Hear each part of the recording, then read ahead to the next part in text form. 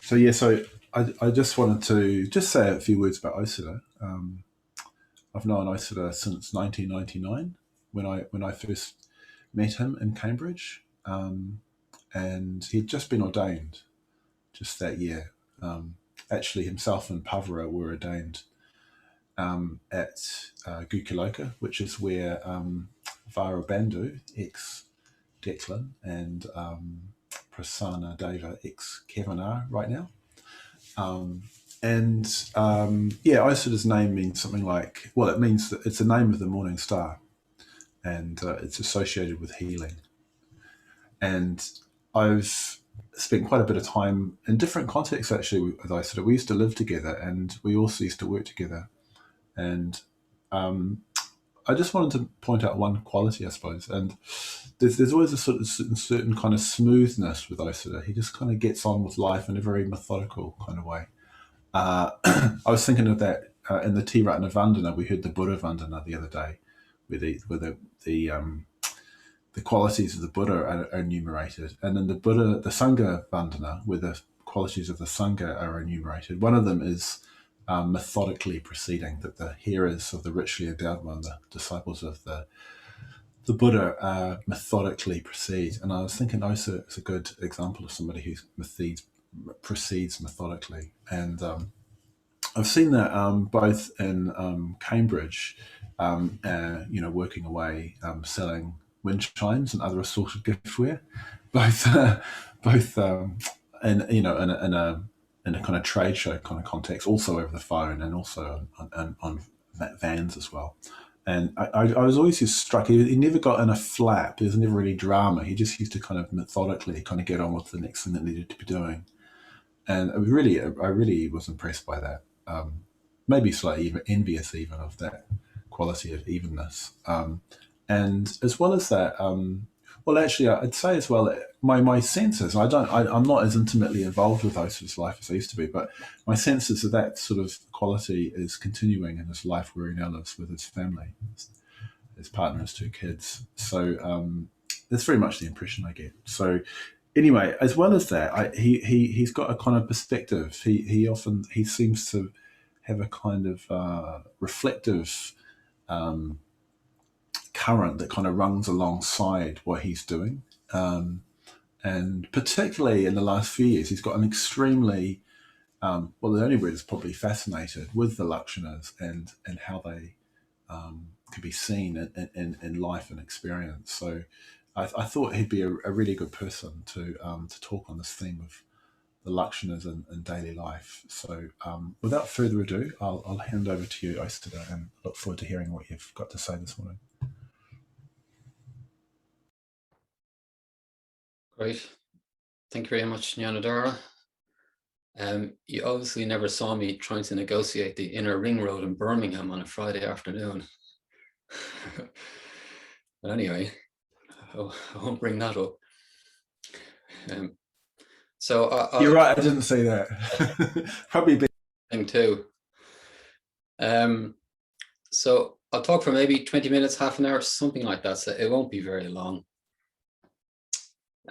So I was asked to speak on the Lakshanas in daily life, and my first response to that is, well, what life is there that isn't daily? You know, all life is daily, isn't it? It's daily for the Buddha, it's daily for us, it's daily when you're on retreat, it's daily when you're off retreat.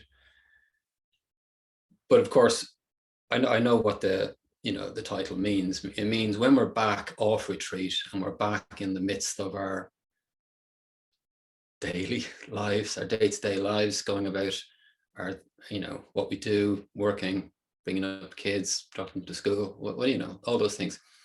How do we keep alive the perspective that you can get on retreat? So you go away and retreat, which is an important thing to do for everybody, I think, irrespective of how experienced you are. It's an important thing to do. Give yourself the space to explore meditation and so on, and expose yourself to the Dharma, soak in the Dharma for a few days, a few weeks, whatever it is. And then we come back. And what tends to happen is over the course of time, the effects of the retreat begin to fade, or it seems like the effects of the retreat begin to fade. and we get back in the midst of our daily lives. And then we're like, oh, I've got to get back on retreat again. So you get back on retreat and you tune into that perspective again. And then the retreat ends, you come home and you're back in the midst of daily life and you begin to lose it again. And you can kind of get this kind of ping pong thing, you know, on retreat, off retreat. And the worst case is I'm on retreat, that's when I'm spiritual. When I'm off retreat, I'm not spiritual, you know? And we have to avoid that as much as possible. Yeah. So our whole life is spiritual, or can be spiritual, if we can maintain the perspective of the Dharma. So you don't become like a retreat addict. Oh, I've got to get my fix. You know, it's as if you kind of go on retreat and you work up a state, a spiritual state, and then you're precious about it. And then you don't want to kind of go back to your family or back to your workplace because they won't appreciate that and it'll kind of bring you down again. We've got to kind of open up to all of life, you know, whatever it is, wherever we are, and try and maintain the perspective of the Dharma. And that lifts us out of where we are, you know. A lot of our problems arise because we have this lack of perspective about things. You know, just like when you have an issue, then you suddenly realize that you're this little speck of dust on a planet floating in space and the universe and all the rest of it, and suddenly you kind of lift it out of that perspective. The Dharma does that. It lifts us out of, you know, that perspective. It gives us a new perspective.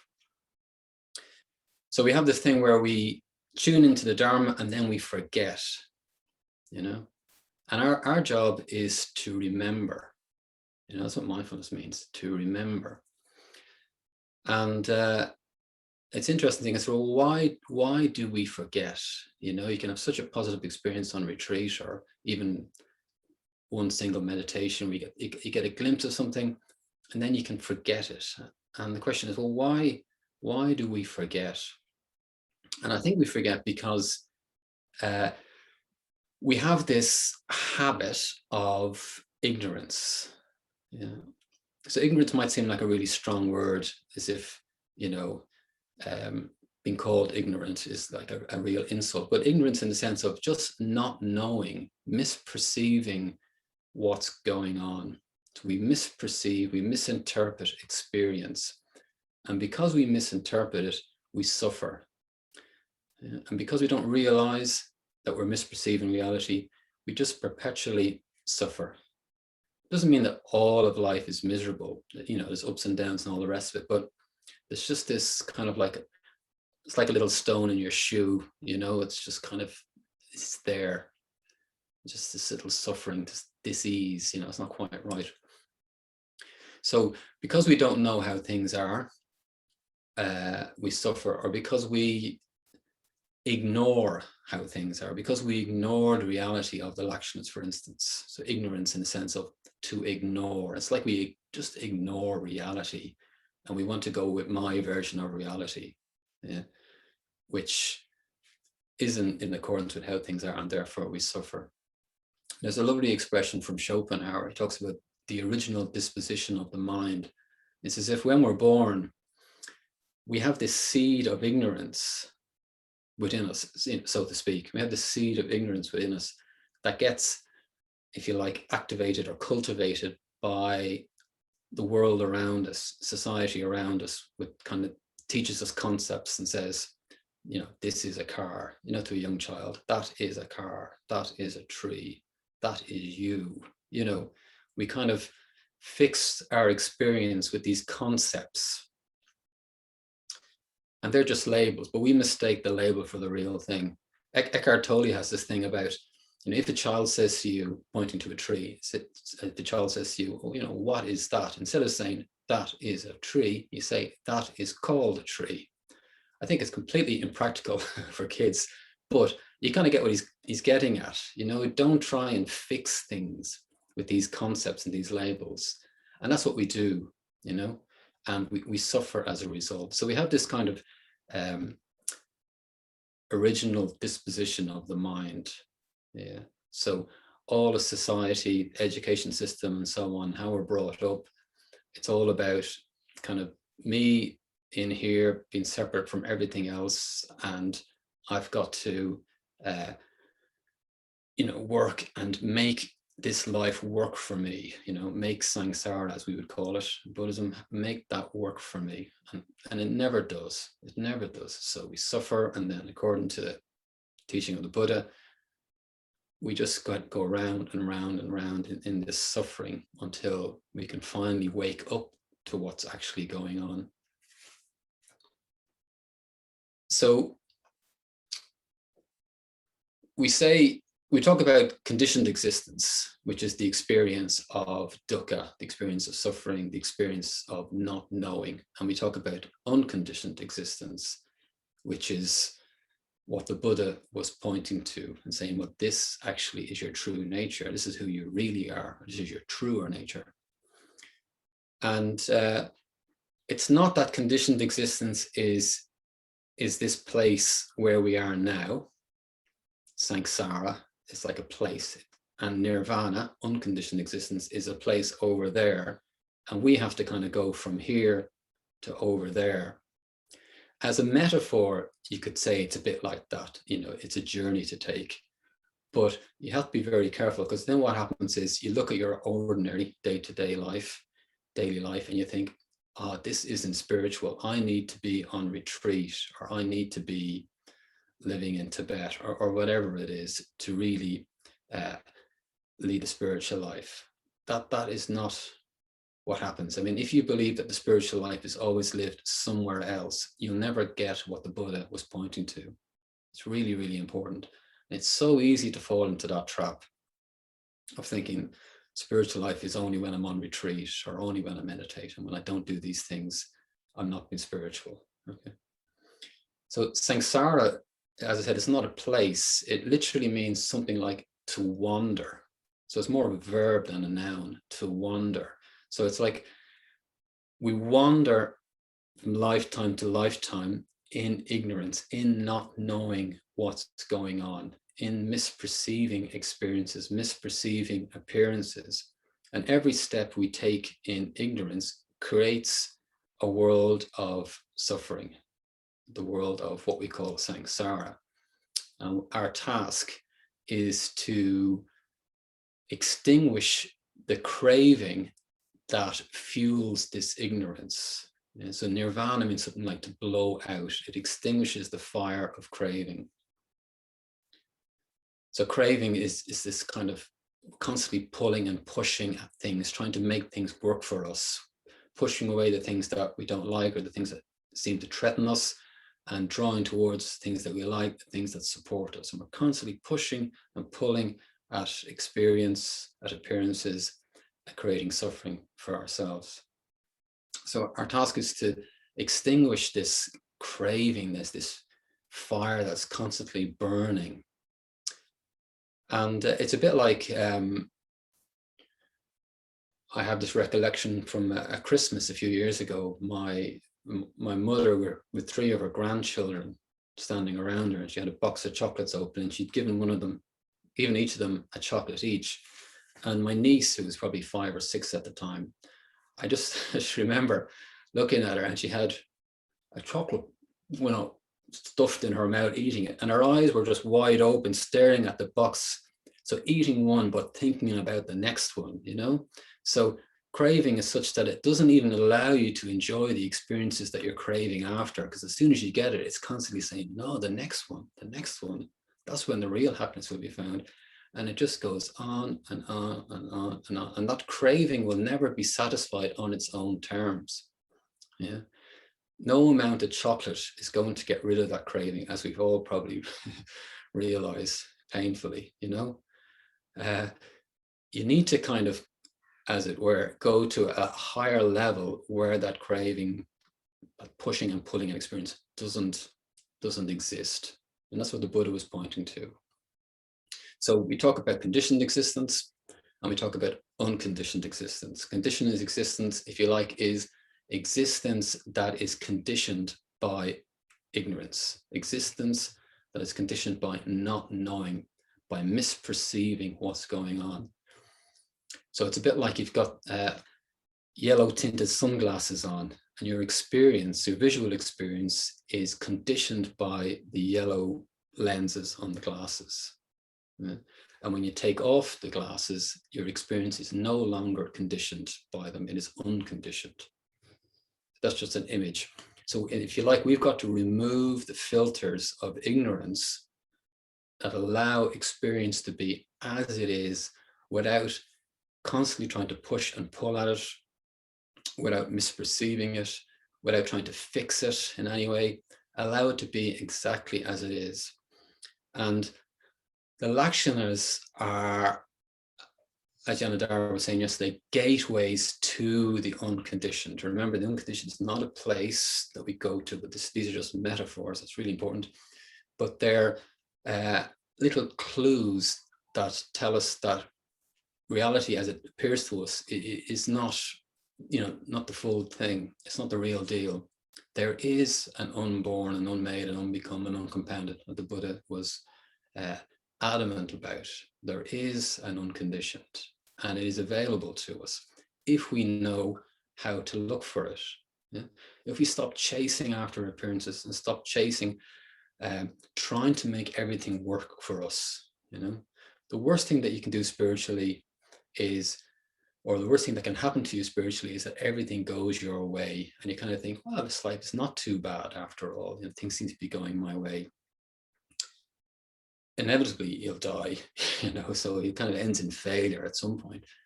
But a bit of failure in life is a good thing spiritually. It's painful, I know, and all of that, but it kind of tells us that, it kind of like a little crack, in the appearance of things, kind of says, satisfaction is not going to be found in this pushing and pulling and trying to make life work for us. It's there is something else. But daily life, day-to-day life, the business of living is very kind of seductive. It kind of it seduces us. You can get bogged down in preparing lunches for the kids, getting to the bus, cutting the grass. I don't know, what else do you do? Feed the rabbits, earning a living, cooking, cleaning, preparing for the next day. You're just constantly doing stuff. Constantly. And we can kind of forget the perspective of the Dharma, the perspective that being on retreat and so on gives us a little taste of. We just forget that, and we're kind of back in the midst of everyday stuff.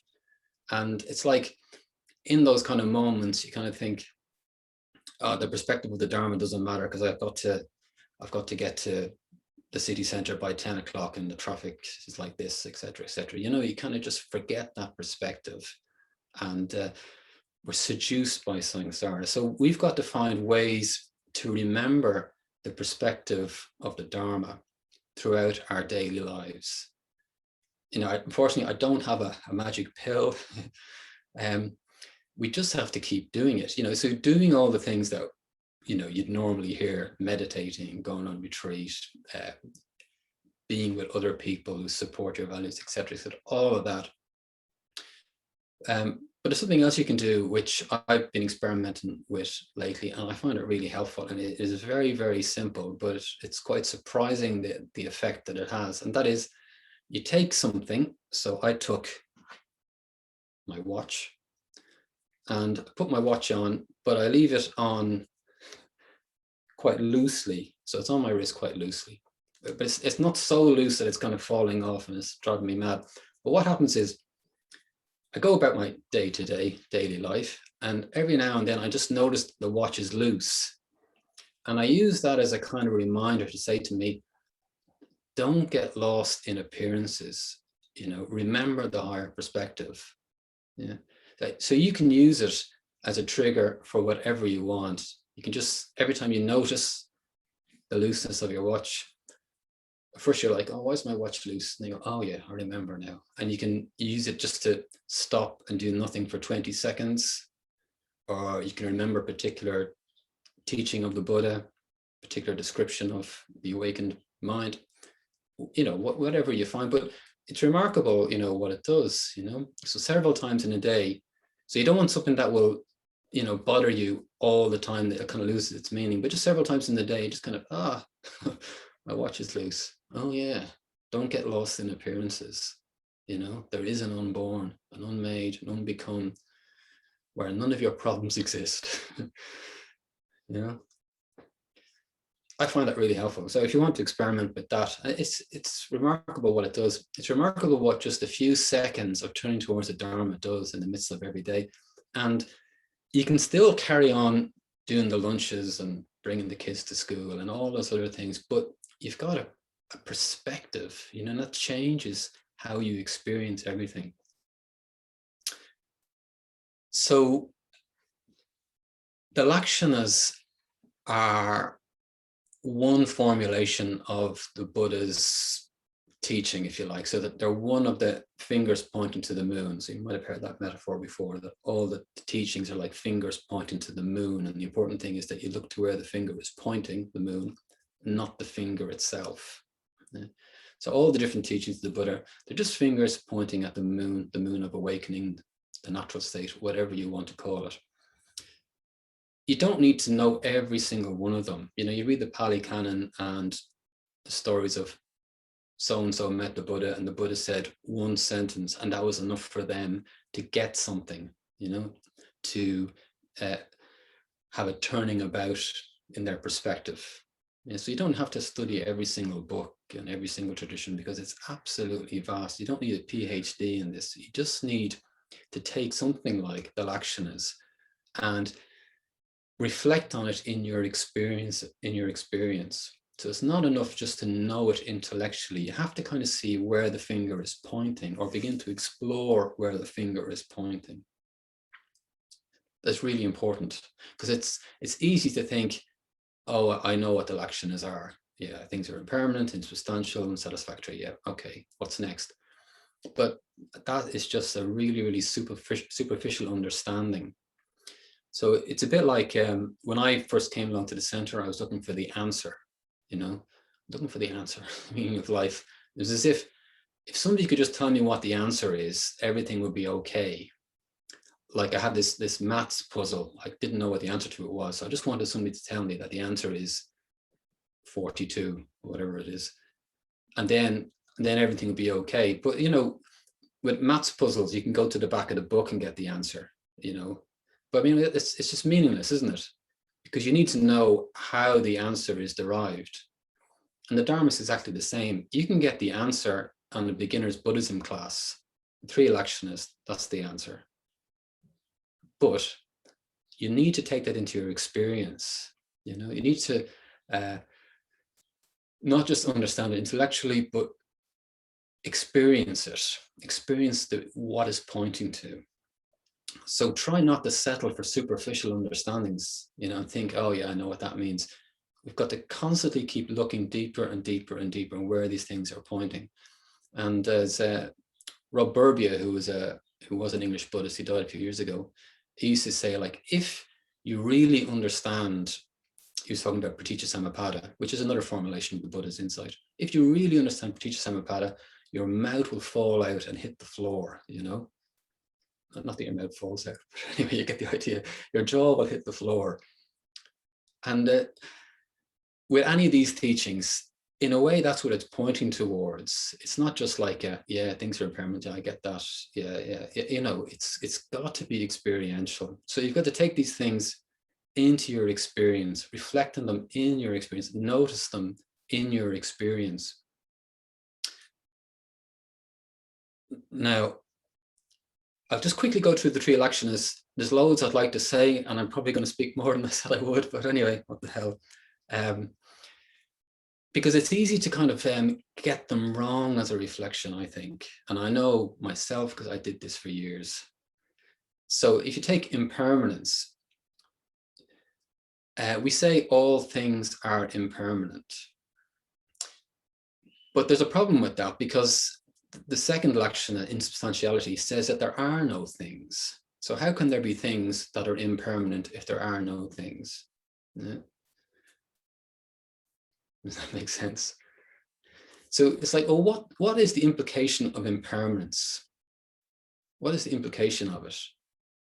You know, you can kind of have, again, a superficial understanding. Oh, it just means that you know, my trousers will have a hole in the knee after time or whatever, you know, but it's much, much deeper than that, much, much deeper than that. There is arising and ceasing, and in the arising and ceasing, what we call impermanence, no thing can be found. So let's take the example of a table, right? So you can look at a table and think, yeah, I know that table is impermanent. You can say, well, there were trees that were chopped down and then the wood was cut and the carpenter made this table and it was delivered here. And I know that in time, the table will begin to rot and begin to break up and crumble and fall apart and so on. And it's like, yeah, I know what impermanence is.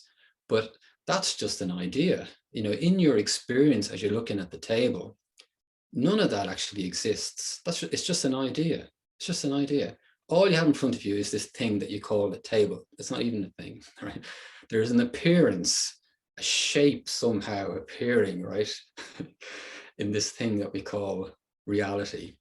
And we call it a table, and we give it a whole story about how it came into being and how it's going to go. But none of that is actually available to you in that moment. It's just an idea, you know, and you can kind of settle for that understanding.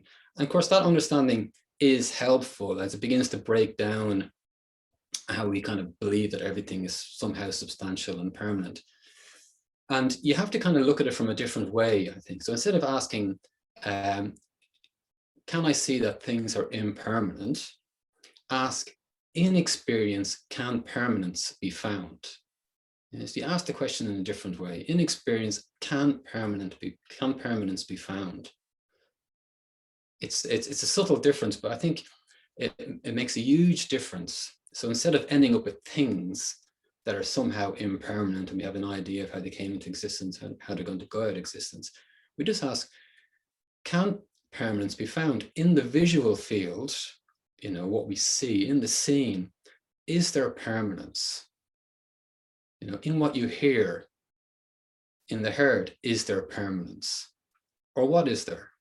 You have to look for yourself. You know, the Buddha was pretty clear on that. You have to look for yourself. You don't just take what he said as being true. You have to look for yourself. Otherwise, it's just an idea. You know, it's just a belief. So can you find permanence in any of the spheres of experience? In smell, in taste, in touch, in the mind, you know, feelings, emotions, thoughts. Can you find permanence? And you have to look again and again and again until you're utterly convinced. Yeah. So you're not trying to believe anything, you're utterly convinced. And then insubstantiality, which I feel is the real kind of core of the three teachings, or the three Lakshanas,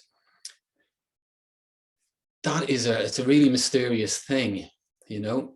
So I'll try and give you an example. If it works, it works. If it doesn't, it doesn't. So I have reading glasses. I'm at a certain age. I had to start using reading glasses, right? Now, clearly, these reading glasses exist. They are real. You know, I'm not going to deny that I am holding in my hands reading glasses, right? It would be pointless to deny that. They have their use. I put them on when I'm reading. I bought them in the shop. I asked them for reading glasses. They knew what I was talking about. So clearly, it has a function. The concept reading glasses has a function, and this object exists, right? So I'm not saying it doesn't exist. It's not real, right? So we say we have reading glasses here. So let's find the reading glasses. Okay, I'm going to try and find the reading glasses. You can pick any object to do this with. So if I start taking it apart, I unscrew it and I lay all the component bits out on the floor, the lens, the hinges, bits of the frame, the little screw, and lay it all out. Would you say that I have now in front of me a pair of reading glasses? You wouldn't. You'd kind of say, you have all the bits and pieces that make up the reading glasses. Yeah, that makes sense. So this is reading glasses. I take it apart, I lay it on the floor. It's the bits that make up reading glasses. Now, it's still the same bits. It's still the same bits, but the concept has changed. The concept is now got two lenses, two little screws, two hinges, bits of frames. these things, I forget what they're called. So the concept has changed. So then, and then it's like, okay, so where are the reading glasses gone? So then you start assembling it, you're putting it all back together again. And then the question is, well, at what point does it become reading glasses again? At what point? It becomes reading glasses when I decide it is now reading glasses. Yeah, I can decide that this is reading glass, but one of these, what do you call these, arms or whatever, I don't know, is missing. I can say, oh, it's just a reading glasses with, with one arm missing and it's falling off my head. Yeah. So it's a conceptual designation. You're designating this is a concept because you designate it as such. But the thing in itself cannot be found. So if I take the lens out, you would say, this is the frame of reading glasses. So then you think, well, the lenses, they must be the reading glasses. So you hold up the lens and you say, no, these are the lens of the reading glasses. And then you put the lens back in, you go, oh, now you have the reading glasses, right? So you're constantly kind of creating this concept and giving it a sort of reality, a substance. But when you go looking for it, in essence, it can't be found. And you can take this to anything, see the component nature of things, how they're made up of bits. And those bits themselves, of course, are made up of other bits. And those bits are made up of other bits. And you never kind of find the primal bits that make up the universe. You never find that. All you find is conceptual designations. I know that's a big term, conceptual designations, but I think it's really good because it's like, this is a car, this is a guitar, we kind of fix things. This car is impermanent, in time it will rust and so on. You've got to look beyond, look under the bonnet. See what I did there? Look under the bonnet and see, what's below the surface. Can you find the thing in itself? Yes, like I say, pass me the reading glasses so I can read. If I break them, I go, oh, I broke my reading glasses. So on that kind of level, the concept is useful. But when you're really looking with a dharmic perspective, you can't find it. All you find is kind of an ungraspable, what we call emptiness, meaning empty of permanence, empty of substantiality. There is a reality, but it's empty of the qualities that we kind of give it: permanence, substantiality. And as I said, you could pick anything. You could pick like a football team, Manchester United. So people who support Manchester United would say they are fans of Manchester United. So you ask them, well, where is Manchester United? You say, oh, you have to go over to Manchester, to Old Trafford. So you go over to Old Trafford in the days that you could do that. And they say, oh, Manchester United are playing on the pitch. So you look down and you see people with red shirts running around. And you say to them, are you Manchester United? And they say, no, I only play for Manchester United, And even in the course of the game, the people on the pitch change. In the course of the season, the people in the team change. The players that they had, the Manchester United of, say, 20 years ago, Keane and Beckham and so on, where are they? They don't exist. Are they the same as the one that are playing now? It's not. The owners, you find the owners, well, they must be Manchester United. And they say, no, we own Manchester United. Well, where's Manchester United? You can't find it. It's just a concept. It's just a concept to describe the coming together of conditions, the appearance of something, but it's just a conceptual designation. Yes, you can still support them if you want to. You can watch them on the telly and talk about Manchester United as if it's an entity, but when you look, you can't find it. You can't find it at all. And then dukkha, or unsatisfactoriness. I think with this, you just have to ask yourself, do I really believe that samsara won't provide the peace and happiness that I really want? And be honest about that, because it is so alluring. It is so easy to get sucked into it and think that we can actually make it work. We get elated when things go our way. We get disappointed when things don't go our way. And we chase the elation. We try to make things work for ourselves. So do we really believe that this, I don't know what to call it, these appearances, seeming time and space and all the rest of it, is going to provide us with happiness. That which is conditioned, is that going to provide happiness? You know, the Buddha spoke about the unconditioned, the bliss, the happiness, the peace, the freedom, all these things, liberation. Are we convinced that that exists, so to speak? Are we convinced that it's available? Are we really convinced that samsara doesn't work for us? Yeah. You have to keep asking that question and be honest. Anyway, I think I'll come to a conclusion pretty soon. So these Lakshanas, as Janadhara was saying yesterday, are doorways to liberation. You know, if you misunderstand them, you end up with nothing exists, everything ends, and everything's awful. But they're doorways to what the Buddha was pointing to, yeah, which is the natural state, the way things really are. It's the love, compassion, wisdom. You know, you can't kind of use a concept to describe it. That's why the teachings are always fingers pointing towards something that is beyond words.